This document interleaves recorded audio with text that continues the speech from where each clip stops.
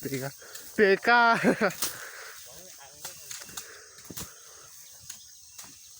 อันนี้ก็มาทำจำหน้าล่างวะ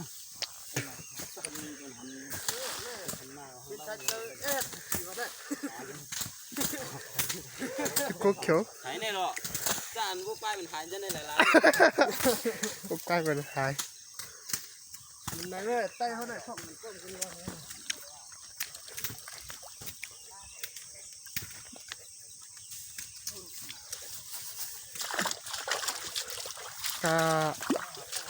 การเริ่ม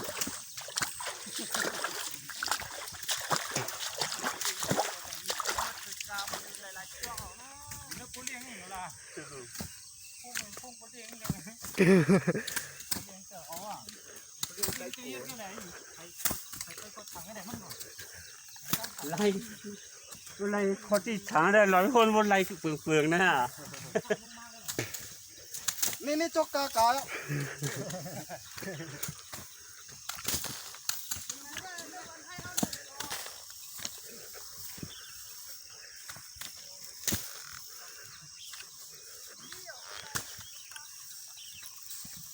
อ๋อรู้นะสมัติไถ่เขาเนอะยังก็ต่างในก้นเมืองไทยเหรอผมยังพันนู้นนะนายหมักนายเพื่อนเราทุกเลยเนาะเดี๋ยวช่วยเราลองป้องพวมคันนั่นหรอไหนไทยเขาได้ตั้งไปบ้านชื่อก่อนนะนะเมืองก็ความขนาดนั้นเนี่ยมึงจุ้มก้มหนุนแล้วหรอในเมืองไทยเอาความกันก้มหนุนไทยเขาได้เนี่ยเขาชุดกำจัดหนาให้เลยท่านหลังท่านได้เนี่ยหรอ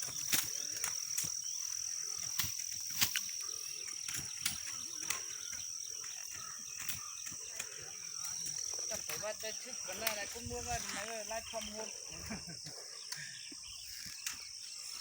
คนหลงเชี่ยแต่คนวัดเขาว่าหันนาเขาเนี่ยเขาดิโคนะเขาดีใจเรียกกันเนี่ยข้าด้านเท่าจะมาดูตั้งขนาดนี้เล่นเป้คนเท่าเลย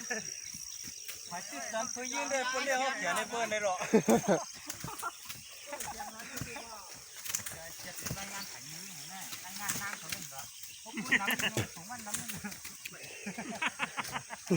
ันไหนตั้งชื่อเขาเนี่ยตั้งชื่อนำชื่อนำเมื่อกี้ไหนนั่งเลยเขาเนี่ยคุณถือเท้าสูงเพียงไหนเลยเขาเนี่ยแต่กูไล่เนี่ยใช่